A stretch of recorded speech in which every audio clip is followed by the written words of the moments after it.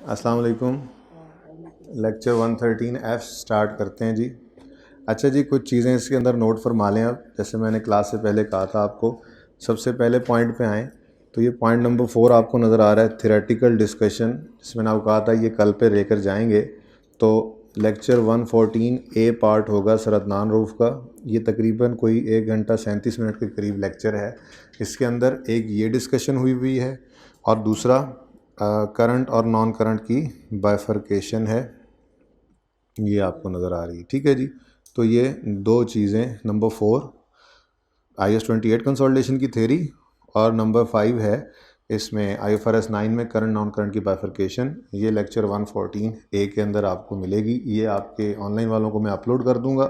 Discussion है, थोड़ी सी आपने हिम्मत करके लेनी है और यूट्यूब पे भी अवेलेबल होगी आप लोगों के लिए। ठीक है, अच्छा उसके बाद ये जो एथिक्स है, इस एथिक्स को 114 के एंड पर शुरू कर दिया गया था और 114B जो है 114A के एंड से और 114B में सिर्फ इसके ऊपर डिस्कशन की गई कि कैसे इसका सवाल आपने डिस्कस करना है, क्लास में पेपर में सॉल्व करना है। तो ये 114B अराउंड 30 मिनट्स का, आई थिंक 25 to 30 मिनट्स का कोई ये लेक्चर है। तो इसको आपने, ये भी अदनान रऊफ़ साहब का होगा, ये मैं अवेलेबल कर दूंगा ये दोनों लेक्चर्स। ठीक है जी, आपने इनको लाजमी ले लेना है। उसके बाद दो क्वेश्चंस हैं रीसेंट अटेम्प्ट के जो हमने डिस्कस किया है। एक क्वेश्चन 5 कंसोलिडेशन वाला और दूसरा है क्वेश्चन नंबर 3 जो IFRS 9 का लेटेस्ट अटैम्प्ट में आया है। इसके अंदर करना कुछ भी नहीं है, वही वाला काम हुआ है कि उन्होंने FETPL पे रखा हुआ है, रखना FET OCI पे था, या ऐसी को बात FET OCI पे रखा हुआ है, रखना FETPL पे था, रखना रखना अमोटाइज कॉस्ट पे था, रखा हुआ है FET OCI के ऊपर। तो इस तरह से जैसे मैंने आपको सवाल करवाया बिल्कुल सेम वैसा ही है ये रीसेंट अटैम्प्ट वाला सवाल, लेकिन इसका सोल्यूशन भी आपको विद क्वेश्चन 5 सोल्यूशन, ये दोनों नंबर 4 IFRS 9 में जो लिखा हुआ है और नंबर 2 जो कंसोलिडेशन में लिखा हुआ है, ये दोनों रीसेंट अटैम्प्ट के क्वेश्चंस हैं, इनके सोल्यूशन भी आपको अवेलेबल कर दिए जाएंगे। ठीक है जी, अच्छा अब रह गई है बात कुछ एक्सपेंस क्लासिफिकेशन की करने वाली। तो उससे पहले एक छोटी सी बात और भी डिस्कस होने से हमारी रह गई थी, और वो छोटी सी बात हिम्मत करके, अभी ये बिल्कुल प्लान में भी नहीं थी, फाइनल अकाउंट के अंदर ही है, इसको देख लें। देखें जी, अब आज तक कभी ऐसा हुआ नहीं कि इसको टेस्ट करें, लेकिन आपको मैंने एक बात बताई थी जो फाइनल अकाउंट का सवाल करते हुए मैं आगे आगे भी कर रहा था, यहाँ से कॉपीज हुई थी। ठीक है भाई, थोड़ी देर लॉक कर दें। Classification of expense,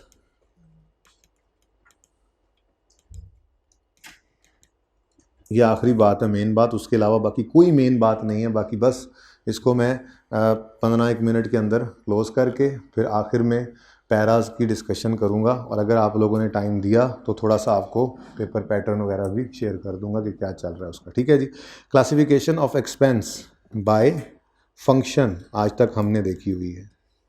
classification bye function क्या होती है जी? वो जी सेल है, ये cost of sale, selling expense है जी, एडमिन एक्सपेंस है जी। ये जो बाइफरकेशन होती है जिससे हम आज तक इनकम स्टेटमेंट बनाते हैं, जो सबसे मशहूर है, ये क्लासिफिकेशन बाय एक्सपेंस फंक्शन कहलाती है। बाकी classification of expense by nature भी होती है। अब ये अलाउड है, लेकिन आज तक ना कभी ICAP ने इसको टेस्ट किया है और नॉर्मली ये फिर पढ़ाया भी नहीं जा रहा होता। लेकिन इसको भी हम ज़रा क्विकली देख लेते हैं। इसके अंदर फॉर्मेट कैसा है, और एक सवाल जिसके अंदर जो नई चीज़ है वो सिर्फ मैं आपके साथ डिस्कस कर लूँगा, बाकी का सवाल जो है वो आप वहीं से देख लीजिएगा। बहरहाल इसका फॉर्मेट जो है, इसको देखने के लिए आप लेक्चर नोट्स में आएँ, वॉल्यूम 2 के लेक्चर नोट्स में फाइनल अकाउंट के अंदर फिक्स वाला सवाल बाय नेचर भी होगा। उसको ज़रा मुझे पेज नंबर बता दें ताकि वहीं पे जाके इसको बना लें। बता दें, नहीं मिलेगा मैं खुद ढूंढूं। चलें जी, मैं खुद ढूंढता हूँ। लेक्चर नोट्स, फाइनल अकाउंट के लेक्चर नोट्स,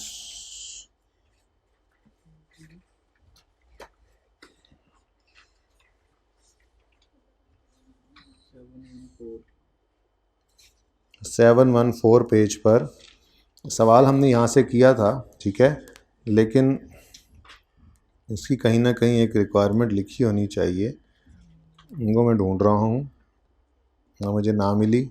तो फिर प्रैक्टिस क्वेश्चंस के अंदर ये इसका सलूशन भी मौजूद है, लेकिन सलूशन तो तब देखें ना जब थोड़ा सा समझ लें। तो क्वेश्चन 5 हमारा क्या है, पेज नंबर 721 पर क्वेश्चन 5 क्या है जी, कि ये इसका सलूशन है यहाँ पे, ठीक है ना, पेज 721 पर इसका सलूशन मौजूद है, फॉर्मेट मौजूद है, ठीक है। क्या कहा जा रहा है जी, सॉल्व करो past paper 6 figs analysing expense by nature. अब इसका सलूशन आपने यहाँ से आके देख लेना मुकम्मल वाला, ठीक है, लेकिन मैं सिर्फ फॉर्मेट की डिस्कशन आपके साथ करने लगा हूँ, ठीक है। और उसके लिए मैं चैप्टर में जाता हूँ और आपका मेन असल सवाल ओपन करता हूँ, ठीक है जी। तो फिग्स वाला सवाल कौन से पेज पे है, पीछे भाग पड़ा हूँ मैं, कौन से पेज पे है जल्दी से बताएं। फिग्स वाला सवाल मशहूर ज़माना इनकम स्टेटमेंट का, याद नहीं है जब हमने इनकम स्टेटमेंट के डिस्क्लोजर्स बनाए थे। BSZ हो गया, बनाना हो गया, यासिर हो गया, और शाहीन हुआ अभी, और अभी भी नहीं मूनलाइट हुआ, और आ गया जिसका इंतज़ार था वो आ गया। भाई नोट आप ज़रा साइड पे हो जाएं। आज हम ये मैंने थोड़ी सी बात की भी थी, ये मैंने कहा था कि दो तरह से आप क्लासीफाई करते हैं एक्सपेंसेस को। तो जो नेचर से क्लासीफाई करते हैं बाय नेचर, उसकी क्लासिफिकेशन वाला जो फॉर्मेट है वो हमने ज़रा देखना है। बहुत आसान है, मुश्किल नहीं है, ज़िंदगी आसान है इसके अंदर। इसमें हम क्या करते हैं, हम कहेंगे जी फिग्स पाकिस्तान लिमिटेड, नाम क्या पूरा, FPL कर दूं, फिग्स ही कर देता हूँ, चलेंगे फिग्स कर रहा हूँ मैं। स्टेटमेंट ऑफ कम्प्रीहेंसिव इनकम बना रहा हूँ, लेकिन एनालाइज करूँगा एक्सपेंसेस को बाय नेचर, ठीक है। For the year ended, for the year and बता दें जो भी है। अच्छा, सेल्स ऐड करेंगे इसमें हम अदर इनकम, सेल्स में क्या ऐड करेंगे, अदर इनकम, सुभान अल्लाह, ऐसे ही है। उसके बाद ये आ जाएगी हमारी टोटल इनकम, क्या आ गई जी, टोटल इनकम। उसके बाद भाईजान ज़िंदगी बड़ी आसान है, दो तरह की इन्वेंट्री का चेंज लेना है, change in work in process and finish good inventory. इसकी वर्किंग सिर्फ सिखानी है, change in work in process क्या एंड फिनिश गुड इन्वेंट्री। इसके लिए एक छोटी सी वर्किंग करेंगे हम, वर्किंग 1 में उसको कह दूंगा। उसके बाद raw material consumed, raw material consumed या यूज्ड कह लें, यूज कह लें, ठीक है जी। ये आपको पता है opening plus purchases less closing से निकल आया करता है, ठीक है।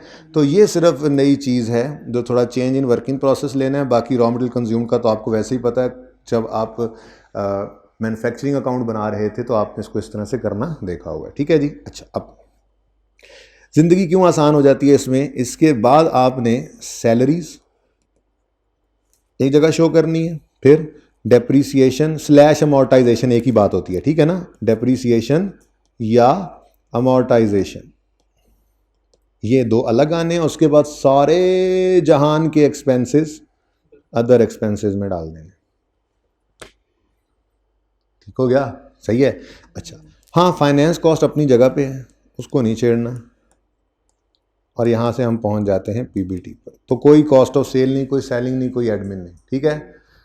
आसान काम है, मुश्किल नहीं है, यकीन मानो। बस ये क्योंकि इसके आदी नहीं है और ना ही आदी होने की ज़रूरत है, बस समझ लो एक बार, खुदा ना खास्ता जो आ जाए तो हाथ पाँव मारने तो आते हैं, हम पासिंग मार्क्स तो ले लें, वैसे आज तक कभी आया नहीं, ठीक है। उसके बाद लेस करेंगे आप टैक्स एक्सपेंस और आप पहुंच जाएंगे प्रॉफिट आफ्टर टैक्स पर, ठीक है जी। अब इस सवाल के अंदर अब जो वर्किंग होती नज़र आ रही है वो सिर्फ कौन सी है, मैं आपको सबसे पहले फिनिश गुड्स और स्टॉक की वर्किंग ही करके दिखाता हूं, ठीक है। ये वर्किंग हम कर लेंगे यहाँ पर, मुश्किल नहीं है, आसान है, बहुत आसान है। तकरीबन इतना साइज़ हो तो आपको, लेकिन आपका सलूशन वैसे मौजूद है। बहरहाल फिर भी मेरी लालच तो यही होगी, यहाँ पे वर्किंग भी आप नोट कर लें। तो यहाँ से वर्किंग तकरीबन शुरू कर देता हूँ मैं। Working 1, change in stock of work in process plus finish goods, ठीक है जी। अच्छा, इतना सिर्फ आपको याद होना चाहिए इस वर्किंग को करने के लिए, सिर्फ इतना कॉन्सेप्ट आपको होना चाहिए कि अगर क्लोजिंग स्टॉक बढ़े तो प्रॉफिट बढ़ता है, तो ठीक है, ओपनिंग स्टॉक उसके ऑपोजिट होता है, ठीक है ना। इतनी सी बात तो पता होनी चाहिए कि क्लोजिंग स्टॉक अगर बढ़ जाए तो प्रॉफिट बढ़ता है। ये बचपन की बातें हैं। क्लोजिंग स्टॉक बढ़ने से प्रॉफिट इसलिए बढ़ता है बेटा क्योंकि क्लोजिंग स्टॉक माइनस होता है कॉस्ट ऑफ सेल में से ना, ठीक है। तो सिर्फ इतनी सी बात आपने याद रख लेनी है, बाकी कुछ नहीं। क्लोजिंग स्टॉक बढ़े तो प्रॉफिट बढ़ जाएगा, ठीक है जी। अच्छा जी, अब क्लोजिंग स्टॉक ये पड़ा है, पोजीशन ऑफ इन्वेंट्रीज एट 31 दिसंबर। क्लोजिंग स्टॉक इतना है, मतलब इसको यूं रिकॉर्ड करने वाली बात हुई ना। क्लोजिंग स्टॉक की डबल एंट्री करते थे, याद है, इन्फॉर्मेशन होता था, ठीक है। तो क्लोजिंग स्टॉक 2125 पे है। ये क्लोजिंग स्टॉक किस चीज़ का, जरा ये सवाल ओपन करके रखें और मुझे बताते रहे, मैं बार बार इधर नहीं आना, ठीक है। Raw material, work in process, तो रॉ मटेरियल तो वो कंज्यूम में जाएगा, ठीक है ना। तो ये तो क्लोजिंग स्टॉक वो है जो यहाँ पर मैं रॉ मटेरियल यूज़ निकालने लगूंगा ना, तो opening plus raw material purchases less closing stock कितना है वैसे, 2125, ये यहाँ पे आता है, ठीक है ना। इसने उधर नहीं जाना था, ओके। अच्छा, उसके बाद जी नेक्स्ट क्या है, 125 work in process, 1153 finish goods manufactured 66, ये क्लोजिंग स्टॉक है। ये यूं समझो क्लोजिंग स्टॉक बढ़ रहा है, ऐसे ही है ना। क्लोजिंग स्टॉक बढ़ा, क्लोजिंग स्टॉक किसका बढ़ा जी, closing stock of work in process बढ़ गया। Closing stock work in process का बढ़ा कितने से, तो 125 से क्लोजिंग स्टॉक बढ़ा, तो 125 से प्रॉफिट बढ़ेगा कम होगा, बढ़ेगा। क्लोजिंग स्टॉक और प्रॉफिट का रिलेशन डायरेक्ट, बस ऐसे ही करना है। नेक्स्ट, अब तीनों बाकी स्टॉक, दूसरे दो स्टॉक भी क्या होना, रिकॉर्ड होने। तो closing stock of finish goods, बल्कि यूँ करता हूँ मैं, लाइन छोड़ता जाता हूँ, आपको ज़्यादा इजी हो जाएगा। Closing stock of finish goods manufactured वाली 11, ये क्लोजिंग स्टॉक बढ़ा तो प्रॉफिट को बढ़ा देगा, 1153, ठीक है जी, बढ़ गया। उसके बाद जी क्लोजिंग स्टॉक तीसरा भी एक था, बढ़ा है मतलब रिकॉर्ड हुआ तो बढ़ा ना, इंपोर्टेड वाला, तो ये 66 से बढ़ने पर प्रॉफिट भी बढ़ गया। अगली बात, अब ओपनिंग स्टॉक भी रिकॉर्ड ही हो रहा था, ओपनिंग स्टॉक की एंट्री होती है, क्लोजिंग की एंट्री होती है, ऐसे ही है। अब जब ओपनिंग स्टॉक पे आएंगे ना बच्चों, तो बगैर सोचे समझे आपने बस उसके उलट कर देना है, नहीं तो इतनी बातें याद नहीं रह सकती। तो क्लोजिंग स्टॉक अगर कम होगा तो प्रॉफिट बढ़ना है। अब क्लोजिंग स्टॉक तो ओपनिंग स्टॉक कम तो नहीं हो रहा, ओपनिंग स्टॉक तो बढ़ रहा है। अब इसका इम्पैक्ट प्रॉफिट पे क्या होना है, उलट। अब बताओ जी कितना है ओपनिंग स्टॉक, यहाँ पर मिलेगा, यहाँ पर मिलेगा। रॉ मटेरियल तो चला जाएगा ना 22,603, इधर 22,603 को तो इधर ले आओ, 22,603, ठीक है ना, ये तो इधर आ गया। बाकी रह गए अपने तीनों दोस्त। इंपोर्टेड गुड्स का 658, बाकी किधर गए, अच्छा ये तो परचेजेज हैं, सॉरी ये परचेजेज होनी थी, सॉरी। रॉ मटेरियल ओपनिंग है 1751, यहाँ भी गलत लिख दिया, 1751, ठीक हो गया जी। उसके बाद ये अपने दोस्त आ गए, वर्क इन प्रोसेस का ओपनिंग, मैन्युफैक्चर्ड का, और जी तो work in process, opening work in process बढ़ा कितने से, जरा बताओ, 73 से, तो प्रॉफिट पे ऑपोजिट इम्पैक्ट जी। Opening stock of finish goods जब रिकॉर्ड करेंगे तो समझो बढ़ेगा ना, तो बढ़ने से मैन्युफैक्चर्ड वाली हैं, कितना 1210 से प्रॉफिट कम हो जाएगा, ठीक हो गया जी।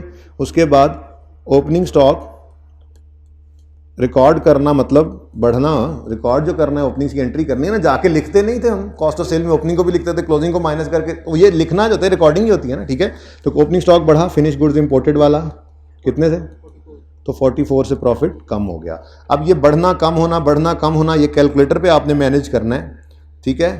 तो बढ़ने को जहन में रख कर पहले जल्दी से नेट कर दें, नेट में क्या हो रहा है, प्रॉफिट बढ़ रहा है या कम हो रहा है। 125 को आप बेस बना लेना, वो पॉजिटिव रख लें और प्लस माइनस करते जाएं, एंड पे अगर प्लस ही आ जाए तो बढ़ना बन जाएगा और माइनस आया तो कम। बोलो 17 से बढ़ा या कम हो, पॉजिटिव आया आंसर, 17 से बढ़ गया, बस इतनी सी ये वर्किंग है, इसके अलावा और इसमें कुछ भी नहीं है। और ये बढ़ना आपके बैलेंस शीट, ये इनकम स्टेटमेंट के फेस पर आ जाएगा यहाँ पे करके, ठीक है। यार आप ज़रा ना करीब करीब हो जाएं, इतनी जगह नहीं है हमारे पास। अब आप कहोगे जी वो प्लस कहेगा जी, अब मैं कहाँ जाऊँ जी बच्चों, असल में ना आगे जगह थोड़ी सी कम पड़ गई जी, सही हो गया भाई। तो ये जो वर्किंग वन में आपने निकाला है +17, ये यहाँ पे आकर आपने लिख दिया +17, ठीक है, पॉजिटिव के साथ। ओके, अच्छा परचेजेस हमने देख ही ली थी, मैंने कहा चलो परचेजेस भी नजर आ गई थी। कहाँ की परचेजेस? 22,603 रॉ मटेरियल की परचेजेस हैं, बोलो 22,603। लो जी, कंज्यूम्ड आ जाएगा, 2125 माइनस करो, कंज्यूम्ड आ जाएगा, निकल आएगा, मुझे पता है यार आप निकालोगे, प्लस माइनस तो आपको करना आता ही है। अब भाई साहब ये बस नई चीज़ थी, ये बस नई चीज़ थी। उसके बाद सेल्स उठाओगे, लिख दोगे, कॉस्ट ऑफ सेल कोई नहीं है इधर, ठीक है। चलो तरतीब से चलते चलो जल्दी से। सेल नज़र आ रही है आपको, अब ब्रैकेट में ही करो 56,528, ज़रा जल्दी से देखो 56,528 ये टोटल सेल आ रही है, प्लस इसमें करो 1078 दूसरी वाली सेल आ गई, ये देखो sale manufactured, sale imported. Okay, उसके बाद इनके टैक्सेस को माइनस करना है, -53 सेल्स टैक्स, -10,201 सेल डिस्काउंट, -2594, ये तीनों को माइनस कर दो। नोट का उसने कहा नहीं ना, तो नोट हम क्यों बनाएं? -1078 माइनस, बोलो कितना था, -1078 दोबारा लिख दिया, सॉरी 10201 भी है। ओके, -53 ये रह गया, फिर -25 सेल डिस्काउंट 2594, और बस टोटल ही करना है, कर लोगे आप, ठीक है। पूरे सवाल में कहीं अदर इनकम थी? बिल्कुल थी अदर इनकम, जहां तक मुझे याद पड़ता है इनकम थी ये सारी, डिविडेंड इनकम, स्क्रैप सेल और रिटर्न ऑन, ये तीनों के तीनों क्या थे? Other income. 16 जमा 2 जमा 12, 16 जमा 12 जमा 2 अदर इनकम में आ गया, और यहाँ से टोटल इनकम निकल आएगी। टोटलिंग शोटलिंग घर पे कर लोगे, कोई मसला नहीं, सिर्फ ट्रायल से चीज़ें उठाते जा रहे हैं। देखो हमने क्या कुछ उठा लिया, ये सारा एक तो मिटा देना एक बार, समझ ही नहीं आ रही, क्योंकि सवाल पहले किया हुआ था ना, इसलिए समझ ही कुछ नहीं आ रहा। लो भाई, अब बताओ भाई क्या कुछ उठ चुका? एक तो एतबार उठ चुका आपका, देख 2 3 4 5 हो गया, उसके बाद ये 53 भी हो गया, ये 53, ये भी हो गया, फिर रॉ मटेरियल ओपनिंग भी हो गए, सारे हो गए। ओके, अब परचेजेस भी ये तो हमने उठा लिए हैं, ठीक है। अब बच्चों यार ये वाला कुंडा क्यों नहीं लग रहा अभी तक? मतलब कुंडे मैंने कहा था लगा दें ताकि ये जा ना सकन। अच्छा जी, गुड, ये तो बात है आप लोगों की। अच्छा जी, अब जो तबाही मचनी है ना, वो सारी अदर एक्सपेंसेस में मचनी है। परचेज ऑफ इंपोर्टेड गुड्स कहाँ डालें, समझ नहीं आ रही, other expense. Store and spare consumed कहाँ डालें भाई? या तो देखो ये कोई इतनी सी बात है, या सैलरीज हैं, देखो एक तो हो गया ना इन्वेंट्रीज और रॉ मटेरियल यूज, जिसके अलावा या सैलरी है या डेप्रिसिएशन है या फिर अदर एक्सपेंस। फाइनेंस कॉस्ट वैसे ही अलग होती है, या सैलरी है कोई चीज, या डेप्रिसिएशन है, या फाइनेंस कॉस्ट है, बाकी हर चीज अदर एक्सपेंस है। तो इतनी जिंदगी आसान है। तो ये अदर एक्सपेंस में गया 180, लिखते चले जाए ना साथ साथ, अदर एक्सपेंसेस लिखते चले जाएं साथ साथ, इसकी लाइन ही बड़ी लंबी हो जानी है। 658, जरा सवाल अपने सामने रखना है, 180, उसके बाद सैलरीज वेजेस, अब ये ना उधर लिख देना, ये 2367, इसी का तो इंतजार था आपको, ये 2367 सीधा अपने पास इधर रखना है इसने, 2367, ठीक हो गया जी। उसके बाद क्या है जी, यूटिलिटीज, फिर वही 734 इधर आ गया। आजा भाई आजा, इधर तेरा घर इधर ही है, सबका घर इधर ही है आज, ये सारे कजन्स इकट्ठे ही आएंगे। डेप्शन एंड अमोर्टाइजेशन 1287, ये फेस पे इधर आ गया 1287। ईजी है कि मुश्किल? ये एक्सपेंसेस हैं भाई, माइनस कर लो, ऊपर वाला पॉजिटिव पड़ा है ना, फिर ऐसे ही ना हो कान फ्यूज हो जाए तुम्हारे। उसके बाद स्टेशनरी ऑफिस एक्सपेंस, चलो भाई चलो भाई चलो भाई चलो भाई चलो भाई चलो भाई चलो भाई, अदर वाले। नेक्स्ट रिपेयर मेंटेनेंस 315, हाँ भाई हाँ भाई हाँ भाई हाँ भाई 315, सारे जान के एक्सपेंसेस इधर ही आ जाने हैं। नेक्स्ट क्या आ रहा है? एडवर्टाइजमेंट 4040, सुभान अल्लाह, इधर शुरू कर दो 4040, जगह पूरी नहीं आ रही। नेक्स्ट आने दो भाई, आने दो, अभी ठा हो जाना, आपने कहना मैं तो। अच्छा, आउटराइट फ्रेट, ये भी क्या है? सेलिंग एक्सपेंस 1279, माशाल्लाह। नेक्स्ट जी, आंदे जाओ तो सब आंदे जाओ जी। लीगल एंड 71, सारे एक बार देख लो। Order 13, donation 34, worker 98, loss 10, financial charges अलग हैं, एक्सचेंज लॉस को अभी चलो चलो जान दो फिर जी, कहाँ पे थे? 1279 शुरू हो जाओ जी, आगे बढ़ो, बढ़ते जाइए। तीसरी लाइन भी आ रही है 1279 के बाद 71, फिर जी 13, फिर जी 34, फिर माशाल्लाह 257, फिर जी 98, फिर 10, कोई से रह गई? 10 हो गया। और ये एक्सचेंज लॉस भी उधर ही जाना है, बस ये दोनों जाएंगे इंटरेस्ट में, ठीक है ना? तो 22 भी आ गया भाई, 22 को क्यों छोड़ रहे हो, इस बेचारे को क्यों छोड़ रहे हो? टोटल आप कर लोगे मुझे पता है, ठीक है? फाइनेंस कॉस्ट बेचारे की जगह ही नहीं रही। फाइनेंस कॉस्ट 133 जमा 11, इधर करके 133 जमा 11, लो भाई काम हो गया आपका। इसका टोटल सोल्यूशन देख लेना तसल्ली से, ठीक है? ये बात बहुत इजी है, लेकिन ये बात चूंकि आदत में नहीं है, कभी किया नहीं, ना कभी टेस्ट हुआ, ना मुझे लगता है होगा, लेकिन एक चीज़ है जो रहती थी, ये उसमें नहीं लिखी हुई भाई, इसको लिख लो। माजरत, अब मैं फिर चेंज करके अपलोड कर दूंगा। हमने क्या किया जी, हमने प्रिपेयर किया income statement by analysing expense by nature. Raw material use को माइनस करना है, माइनस क्यों करना है? कंज्यूम की फिगर एक्सपेंस निकल आई है, हाँ मतलब माइनस कर देना, एक्सपेंसेस सारे माइनस ही हो रहे हैं, कंज्यूम। जी वही सोल्यूशन है इसका जो मैंने पहले बता दिया था, लेकिन ये तस्वीर इसलिए कह रहा हूँ कि बस जल्दी जल्दी हमने किया और काम हो गया, ठीक है? पता नहीं ये वाली वर्किंग कैसे हुई है, ये मेरे जहन में अब नहीं आ रहा, तो फिलहाल बस यही है, ठीक है? तो हमने क्या किया जी,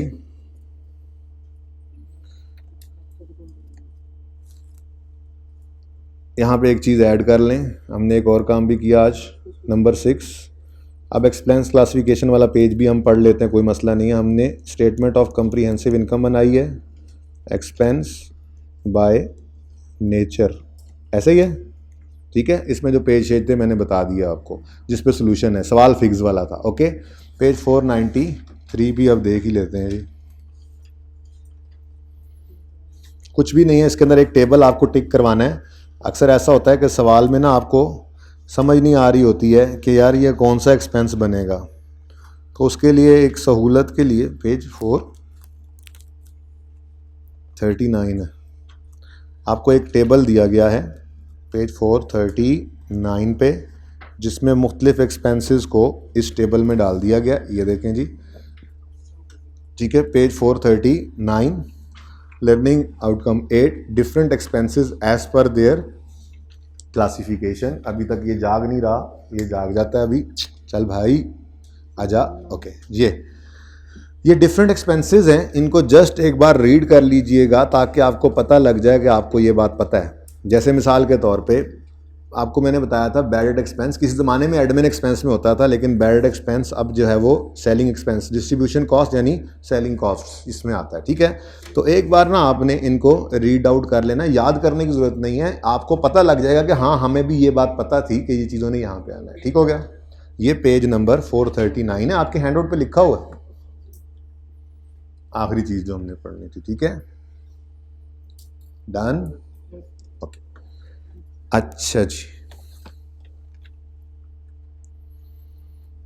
अच्छा जी, अब एक और लेक्चर है, ये लेक्चर 64B के नाम से मैं ऑनलाइन वालों को भी अवेलेबल करूँगा, ठीक है?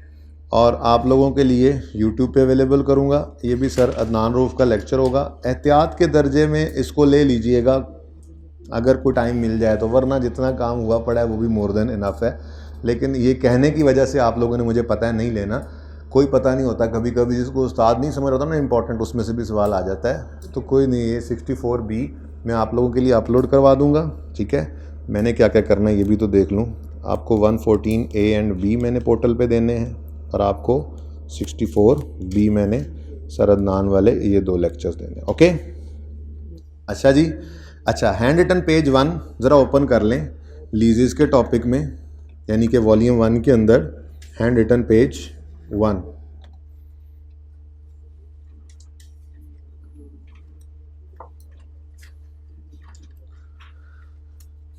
जी बच्चों, ये वाला सफ़ा बहुत इम्पोर्टेंट सफ़ा है, इसके अंदर मैंने आपके साथ डिस्कशन कर रखी है, इसको ज़रा अच्छे तरीके से आपने पढ़ के जाना है, जिसके अंदर हमने ये बातें लिखी हुई हैं कि कौन सा रेट कब यूज़ होना है। अगर इंटरेस्ट रेट रेंटल मिसिंग हो तो निकालते हुए लेसर का इम्प्लिसिट रेट यूज़ करना है, ठीक है? और अगर ये फार्मूला के अंदर ये लगाना है, लेकिन उसके साथ फिर कुछ हमने बातें की थी। Interest rate to be use implicit है, आईडीसी ऑफ लेसर इस इक्वेशन के अंदर अगर मैन्युफैक्चरर डीलर हो तो जीरो। ये सारी बातें हमने की हुई हैं इस टॉपिक के अंदर, लेकिन इस सफ़े की इंपॉर्टेंस आपको बता रहा हूँ।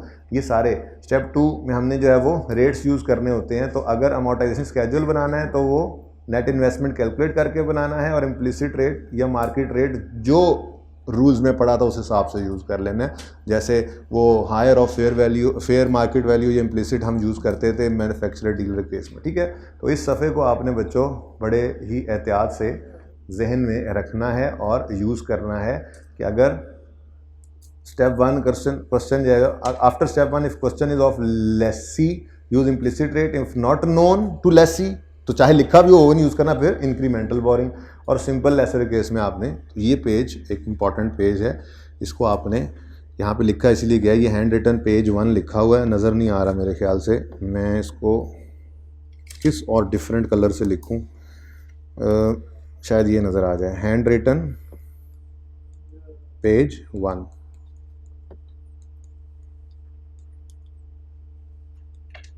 ऑफ वॉल्यूम 1, ठीक है जी। ओके, पेज 61 को रहने दें, और इसकी भी डिस्कशन कोई नहीं कर रहा मैं, इतनी इम्पोर्टेंट बात नहीं। अगर कोई मसला हो तो अच्छा कोई जूम सेशन की भी कोई सेटिंग बना लेता हूँ, जब जूम सेशन करता ही हूँ मंडे को, तो आप लोगों का अब चूँकि ग्रुप बन ही गया है पढ़ने वाले बच्चों का, ख़ासतौर पे जो आए भी हैं, तो कुछ ना कुछ तो इनको फ़ायदा भी होना चाहिए। तो जो जूम सेशन हुआ करेगा ना FAR2 का, उसका मैसेज मैं आपके ग्रुप में भी डलवा दिया करूँगा मंडे वाले दिन, और उसकी टाइमिंग जो होगी ना वो फिर उसी हिसाब से बता दूंगा, तो आप लोग भी उसमें आ जाए कीजिएगा, ठीक है। आप लोगों की बरकत से ऑनलाइन वालों को ये लेक्चर्स भी तो मिले, अच्छे अच्छे रिकॉर्ड होके। कैमरे को तो इतना अच्छा नहीं पढ़ाया जा सकता, तो कोई बात नहीं, उनके साथ आप भी अगर कोई क्यूरी होती है पढ़ते हुए रिवीजन करते हुए, तो आप आके उसको भी आप कर सकेंगे, ठीक है। ये सिर्फ आप लोगों के लिए पैकेज है, FAR1 वालों के लिए तो कोई नहीं था, तो पहले ही बड़ा रश लगा होता है, रोज़ नहीं हर हफ्ते सही मैनू पढ़े होता उन्होंने। ओके जी, नहीं काट दिया मैंने, वो रहने दें, वो नहीं करवाया ही नहीं, ज़रूरत नहीं है, जिस चीज़ ज़रूरत नहीं है रहने दो। आप खुद से एक्स्ट्रा करोगे परेशान होगे, ज़रूरत कोई नहीं है। कितना वो कवर कर लोगे चीज़ों को, आखिरकार वही 70-80% ही आपको बचता है जो आपको आता होता है टॉपिक में। तो जो किया हुआ है ना, अब उसको अच्छे तरीके से करना है। मशवरा यही है कि रिवीजन प्लान अपलोडेड है, उसी हिसाब से चलो, उसमें जो एक्स्ट्रा चीज़ है वो लिख दी गई है, उसके अलावा कुछ नहीं करना, और इंशाल्लाह उसमें कुछ नहीं निकलेगा, जो किया हुआ है वही सामने आपको होगा। तो आपने कोशिश करनी है, तरतीब वही रखनी है बच्चों, जिस तरतीब से आपने लेक्चर्स को तैयार किया था ना, रिवीजन उसी तरतीब से करनी है। लेक्चर नोट्स भी अवेलेबल हैं सारे वेबसाइट के ऊपर, ठीक है। लेक्चर नोट्स की तरतीब से चल पड़ो, अब सारा नाम देख लो, कोई मसला नहीं है। लेक्चर तो अल्टीमेटली कवर हो ही जाता है ना, कोई टॉपिक प्लस माइनस आगे पीछे इसी तरह से ही होता है ना, कोई मसला नहीं है। आपने जो भी लेक्चर तैयार करना, टॉपिक तैयार करना है ना, उसको लेक्चर नोट्स की तरतीब में तैयार करना है, ठीक है। जब वो पूरा हो जाए फिर उसका रेलेवेंट टेस्ट भी बेशक सॉल्व कर दो, कोई मसला नहीं, रिवीजन चल रही थी। लेकिन ये नहीं लंबा चौड़ा करना। आपने अगर IFRS 16 रिवाइज़ करना है, अगर वो 18 लेक्चर्स में था, तो फिर आपने एक दिन, अगर सिर्फ अकाउंटिंग कर रहे हैं तो एक दिन में पढ़ाना पड़ेगा ना आपको, ऐसे तो नहीं है, ठीक है। ये जनरल की तरफ मैं अभी आता हूँ थोड़ी देर में। स्कोप पैरा पे आएँ IS 38 के, इसमें क्या कहते हैं हजरत। स्कोप पैरा का मतलब पता है क्या होता है? स्कोप पैरा का मतलब होता है कि ये स्टैंडर्ड किस पे लगता है, किस पे नहीं लगता, ठीक है ना। IS 38 applies to all intangibles except those that are within scope of another standard. For example IS, अब इसने ना ये नहीं कहा किस किस पे लगता है, इसने कहा इन पे नहीं लगता, बाकी सब इंटेंजिबल्स पे लगता है। किस इंटेंजिबल पे नहीं लगता?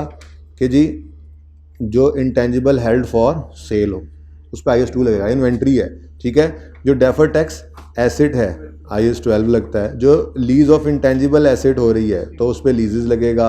फाइनेंशियल एसेट्स हैं तो उन पे उनके रेलेवेंट स्टैंडर्ड्स लगेंगे। Goodwill acquired in business combination है तो कंसोलिडेशन का स्टैंडर्ड्स लगेंगे। Asset rising from contract with customer है तो IFRS 15 लगेगा। इन पे फिर आपने IS 38 अप्लाई नहीं करना जिन पे रेलेवेंट IFRS अप्लाई हो रहे हैं, ठीक है। पेज पहला किताब का ही पहला सफ़ा होगा, मतलब 186, हाँ वो पहले दूसरा चैप्टर है इस चैप्टर का, ठीक है जी। अच्छा जी, ये बात मैं पहले ही आपको बता चुका हूँ कि रीवैल्यूएशन ट्रांसफ़र रिटेन्ड अर्निंग्स को स्लोली किया जा सकता है, अभी पिछले सवाल में करके आया, ठीक है ना। या ऐसा भी हो सकता है कि वो एक ही बार at the date of disposal उसको ट्रांसफ़र कर दें। फ़ख्र वाले सवाल में पढ़ के तो आ रहे हैं, ठीक है ना। आप स्लोली करेंगे तो इंक्रीमेंटल डेप्रिसिएशन के बराबर करेंगे, और वैसे अगर होगा तो ये हो सकता है, ये पॉसिबल है। इसीलिए फ़ख्र वाले सवाल में लिखा हुआ था, हमने उसको कोई गलती नहीं कही थी, ठीक है। ऑप्शन है, स्टैंडर्ड ने ऑप्शन दिया हुआ है, 38 कहता है आपको, आपकी मर्जी है, आप रीवैल्यूएशन सरप्लस को अमोर्टाइजेशन जितना इंक्रीमेंटल करके आहिस्ता आहिस्ता ट्रांसफ़र कर लें, आपकी मर्जी है। नहीं तो जब बेचें तब इकट्ठा कर लें, मुझे कोई एतराज़ नहीं है। ओके, सही हो गया।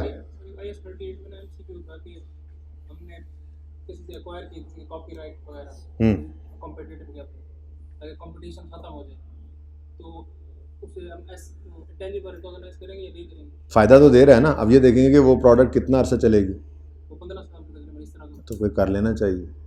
अच्छा, इसको जूम सेशन में अब आगे कर लेना सवाल, ठीक है, इसको कंक्लूड कर लेना ज़रा, ठीक है। अच्छा जी, अब ये एरिया है जिसको आपने 114B से, लेकिन थोड़ा सा 114A के एंड पे भी है, इसको ले लेना है। उसके बाद हाँ बस उसके बाद बस कुछ जनरल डिस्कशंस हैं, ज़रा पॉज कीजिएगा, मैं कुछ चीज़ें यहाँ पे लेकर आ जाऊँ। अच्छा जी, तो थोड़ी सी बात अब करते हैं जी। ये अगर कोई MCQs के लिए ज़रूरत पड़ी तो किसी दिन जूम सेशन कर लेंगे, ठीक है। तो IFRS 15 IAS 2 के कुछ एक फाइनल अकाउंट के कुछ एक MCQs जो हैं वो, या मुझे कोई अच्छे मुनासिब मिल गए तो दे दूंगा आपको, या किसी दिन जूम सेशन पे, लेकिन कुछ एक, ज़्यादा नहीं। टॉपिक्स हमारे तैयार हैं, और ये टॉपिक्स ना असल में फाइनल अकाउंट हो गया, IAS 12 हो गया, IFRS 15 हो गया। इसको अगर मैं आपको अगर इसकी ज़ियारत करवाऊँ तो ये कुछ पैटर्न चल रहा है, ठीक है जी।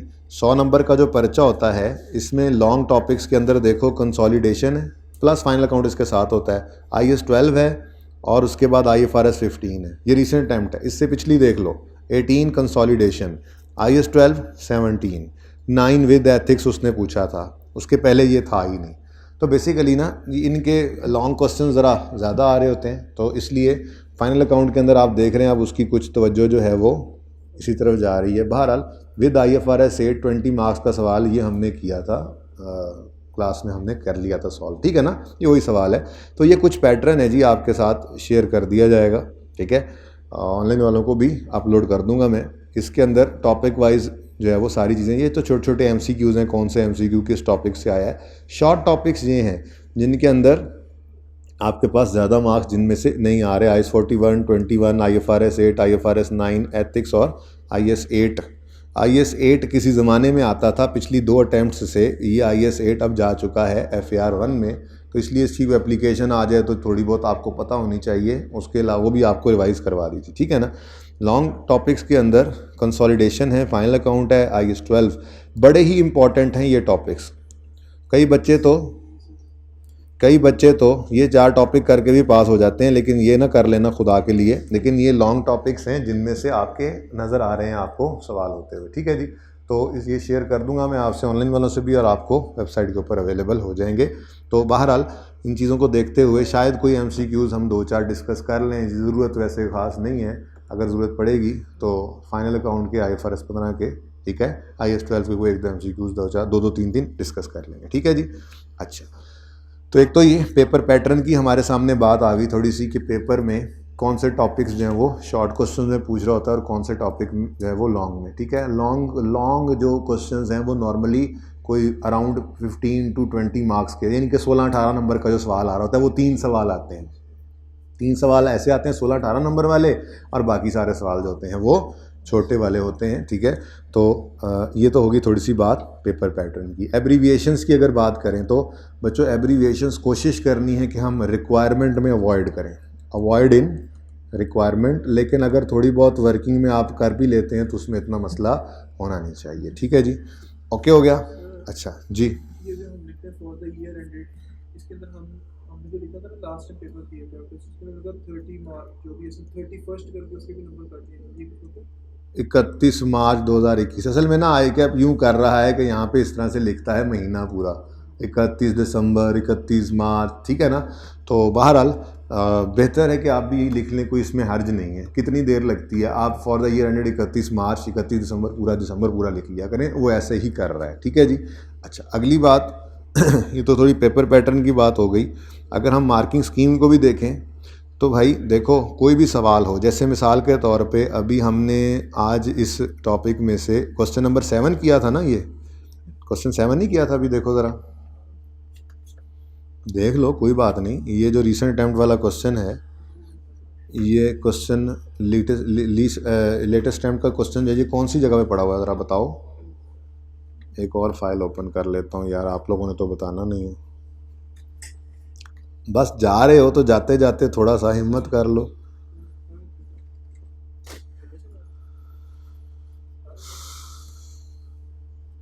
ओपन ही नहीं हो रहा भाई,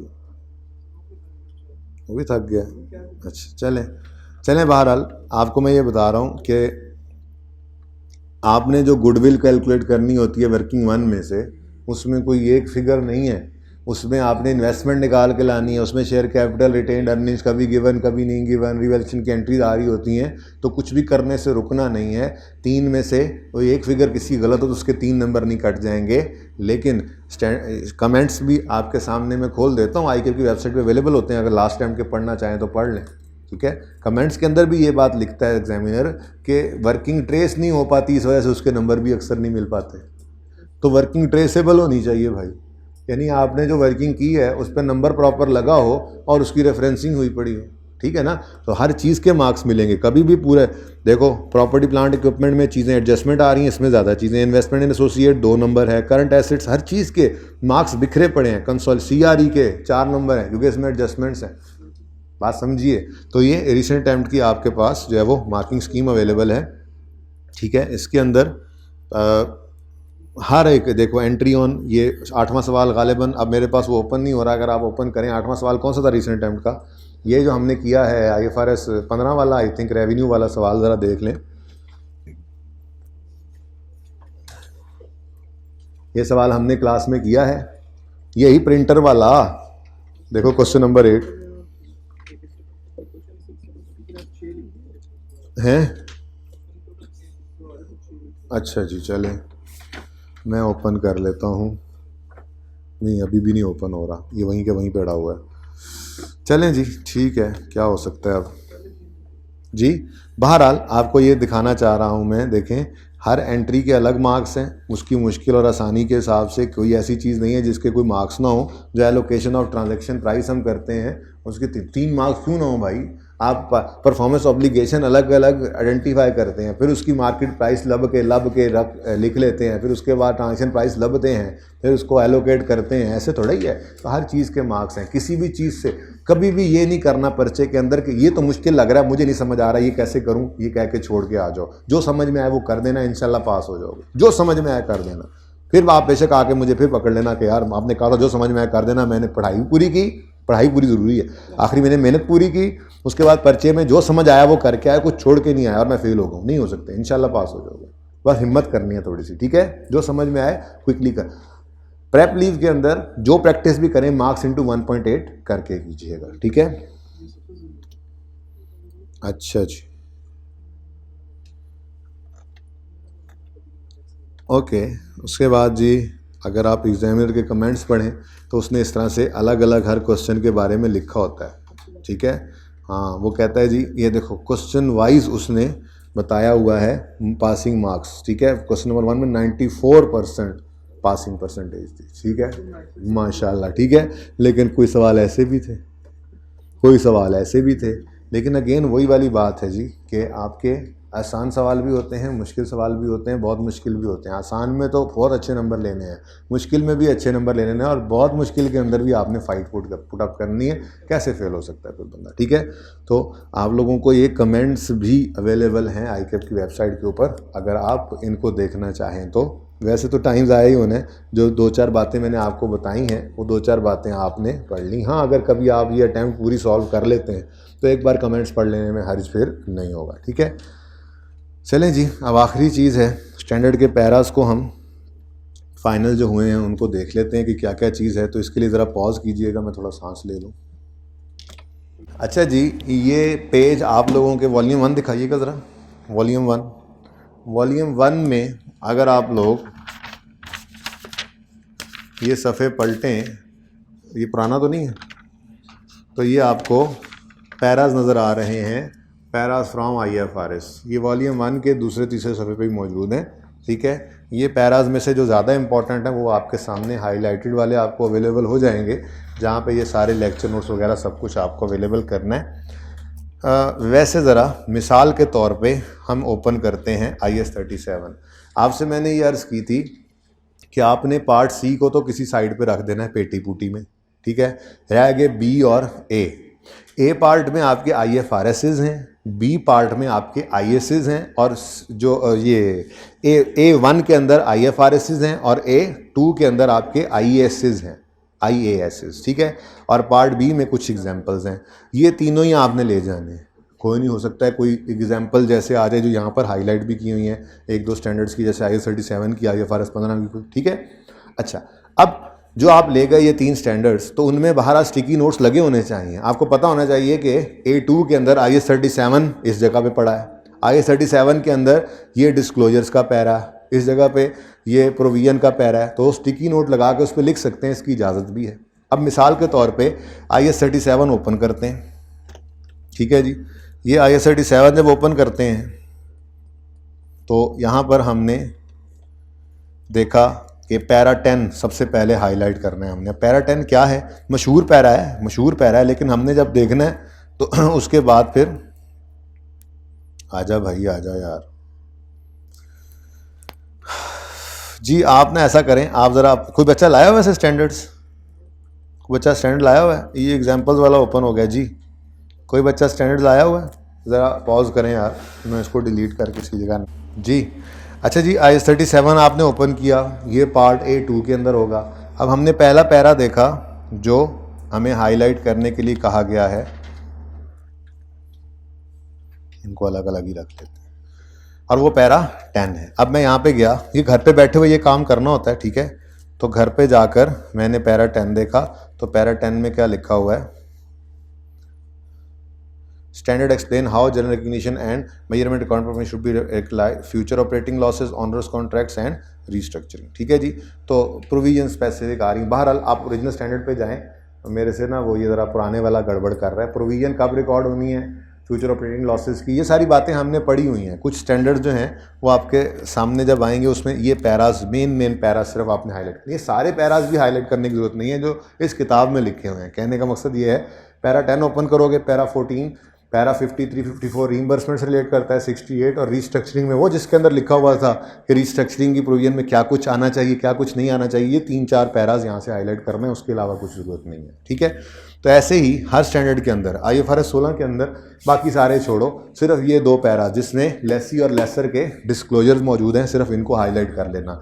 ये IFRS 16 है, ये A1 में मिलेगा।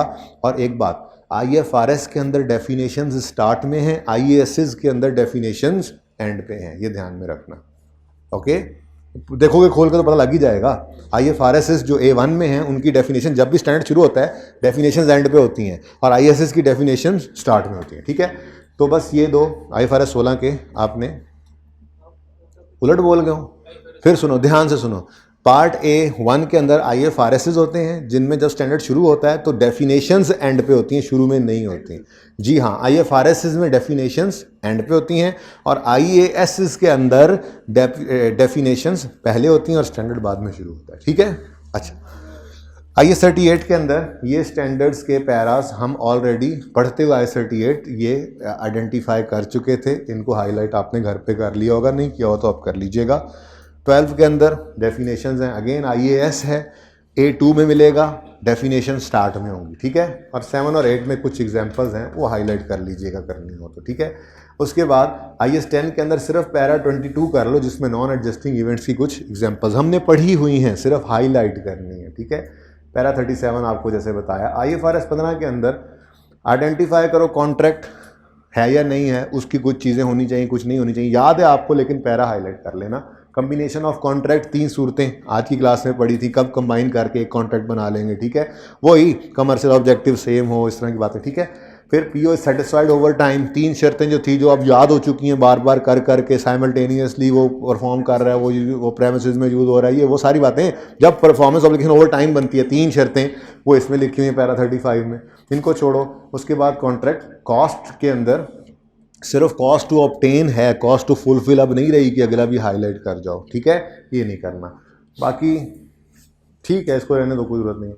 हाँ, IFRS 15 के जो पार्ट बी होगा उसमें IFRS 15 की एग्जाम्पल, ये वो एग्जाम्पल्स हैं जो मैंने आपके साथ क्वेश्चन में डिस्कस की थी गालिबन जब हम कर रहे थे डिस्टिंक्ट वाला काम, ठीक है ना। तो जैसे उसके अंदर हमने कहा था कि एक सॉफ्टवेयर है, उसको उन्होंने दे दिया है, वो चल ही नहीं सकता जब तक, और दूसरा सॉफ्टवेयर जो उन्होंने कहा था अपडेट भी करेंगे, ये भी करेंगे। ये दोनों एग्जांपल्स यहाँ पे लिखी हुई हैं, यहाँ से पढ़ोगे इनको एक बार तो वही बात होगी जो लिखी हुई नज़र आएगी। तो कभी इस जैसी एग्जाम्पल आ जाए तो वहाँ से देख कर सोल्यूशन लिखा जा सकता है। IS 41 के छोटे छोटे पैराज हैं, इनमें डेफिनेशन वगैरह नॉर्मली होती हैं, ठीक है। और उसके अलावा डिस्क्लोजर्स वगैरह IFRS 8 बहुत इंपॉर्टेंट है, लेकिन इसको हम हाईलाइट क्लास के अंदर ही कर गए थे। आपने ये पैराज हाईलाइट कर लेने, डिस्क्लोजर बनाने के लिए इस्तेमाल होता है। जैसे सेगमेंट एनालिसिस में क्या क्या चीज़ें आए, वो 15-20 चीज़ें लिखी हुई थी, हमने वहाँ से पढ़ी थी, ठीक है। रेकन्सिलिएशन में क्या कुछ आए, तो ये पैराज आपने हाईलाइट करने हैं। IS 21 में सिर्फ पैरा 9 और 10 प्राइमरी और सेकेंडरी इंडिकेटर्स को हाईलाइट कर लेंगे। SIC 32 पार्ट बी में मिलेगा, IFRS इसके अंदर ये मिलेगा, ठीक है। इसको सारे कोई हाईलाइट किया हुआ है हमने पढ़ते हुए। SIC 32 क्या था वैसे, वेबसाइट कॉस्ट, वो किया ही वहीं से था, याद करें, लेकिन मिलेगा कहाँ पे, आपको पार्ट बी के अंदर, ठीक है। उसके बाद छोड़े, IFRS 3 तो है ही नहीं, बस ऐसे ही छोड़े, वो है सही मतलब, लेकिन आपने तो इकट्ठा करके कंसोलिडेशन पढ़ी हुई है ना। पैरा 4 और 7 ये IFRS 10 का हाईलाइट करना है। IAS 28 एसोसिएट के अंदर सिर्फ पैरा 6 आपने हाईलाइट कर लेना है, ठीक है जी। अभी कोई और चीज़ अगर इसके अंदर ऐड करनी हुई तो वो इंशाल्लाह बाद में ऐड कर दी जाएगी। बहरहाल ये अपडेटेड लिस्ट आपको अवेलेबल कर दी जाएगी, इसको आप एंजॉय कीजिएगा और खूब मेहनत कीजिएगा। और मैं कोशिश तो यही करता हूँ कि आज ही वो लेक्चर्स आपको मैं अपलोड कर दूँ पोर्टल पे, ताकि आप अपनी कन्वीनियंस से उसको प्लान कर लें। हो सकता है कोई बच्चा कहे नहीं जी मैं तो आज घर की सोऊंगा सारा काम, तो वो अदनान साहब के लेक्चर्स जो हैं, 2 लेक्चर्स 114A और B, वो मैं अवेलेबल, वो यूट्यूब पे तो हो गए होंगे, वो आपके पोर्टल पे भी अवेलेबल करवा दूंगा, उनको सुन लीजिएगा, ठीक है।